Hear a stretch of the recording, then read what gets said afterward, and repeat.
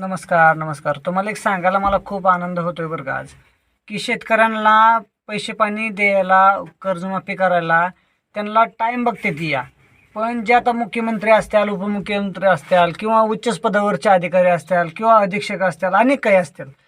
मला ह्यांना काय म्हणायचं नाही, की तुम्ही ही वाहन धोरण ठरवताय किंवा तुम्ही ह्यांना पैसे देताय म्हणून माझा त्याला विरोध आहे. परंतु तुम्ही शेतकऱ्याला कर्जमाफी द्यायचं म्हटलं, तर तुमच्याकडे पैसे तुम्हाला समिती नेमावं लागते या. आणि तुम्हाला ह्याच ठिकाणी जर तुम्हाला पैसे तुमच्या वाहन खरेदीसाठी तुम्हाला वाहनं नाहीत का आता सध्याला जायला, फिरायला, करायला? तर तुम्हाला एवढी वाहनं असून तुम्ही आता ही एक प्रसिद्ध जी 24 तासच्या न्यूजला ही बातमी आलेली आहे.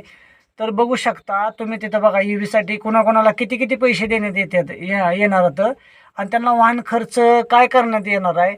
काय राव चाललाय हे महाराष्ट्र कुठल्या दिशेनं चाललाय.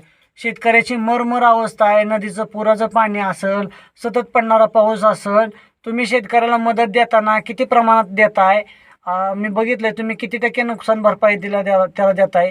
तुम्ही लोकांच्या मोलमजुरीला गेल्यावर जेवढं त्याला पगार भेटतो, काय जी हे भेटतं तेवढं पैसे सुद्धा तुमच्याकडून त्या शेतकऱ्याला त्या पिकाचं नुकसानीचं भरपाई मिळणार नाही. आणि तुम्ही वाहन खरेदीसाठी तुमच्या वाहन खरेदीसाठी तुमच्याकडे पैसे येतं आणि शेतकऱ्याची कर्जमाफी करायसाठी तुमच्याकडे पैसे नाहीत का? साधी सिंपल गोष्ट आहे ना. मी तुम्हाला म्हणत नाही की तुम्हाला वाहन खरेदीसाठी बाबा तुम्ही घेताय, तुम्ही हे नको आहे घ्यायला. पण तुम्ही शेतकऱ्याचा पण विचार करा ना. मग शेतकरी मरते, एवढं कष्ट करते, राबते. तुम्हाला त्याला पैसे द्यायला तुमच्याकडे पैसे नाहीत. आणि तुम्हाला वाहन खरेदी करायसाठी तुमच्याकडे आर्थिक एवढा बोजा 9,000 कोटीचा बोजा पडणार आहे. ही पैसे तुम्ही कुठून उभारणार आहे? मग तुम्हाला शेतकऱ्याला पैसे द्यायला जर तुमच्याकडे पैसे नाहीत, तर वाहन खरेदीला तुमच्याकडे पैसे कुठून येतात या? हा साधा सिंपल सवाल आहे का नाही? अशा गोष्टी तुम्ही हे थोड्याशा ध्यानात घ्यायला पाहिजे त्या. बाकीचं सगळं काय असेल, शेतकऱ्याचं पण हित तुम्ही जाणा ना थोडंसं. अहो ह्या दुधाचा भाव असतील, ह्या दुधाच्या भावात जरा तुम्ही लक्ष द्या ना. काय किती दिवस झाले 1.5 लाखाची गाय आज 50-60 हजाराला गाय चालली या. दुधाचा भाव 38 वरून 30 रुपयेवाला, 29 रुपयेवाला.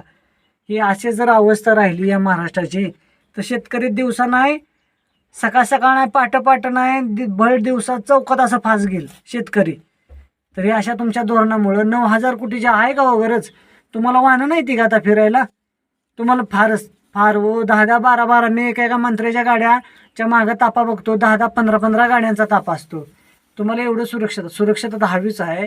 परंतु मग हे शेतकऱ्याला पण तुम्ही द्या ना. काय प्रॉब्लेम आहे तुम्हाला? तुम्हाला खर्च करायला तुमच्याकडे, शेतकऱ्याला द्यायला नाही का? काय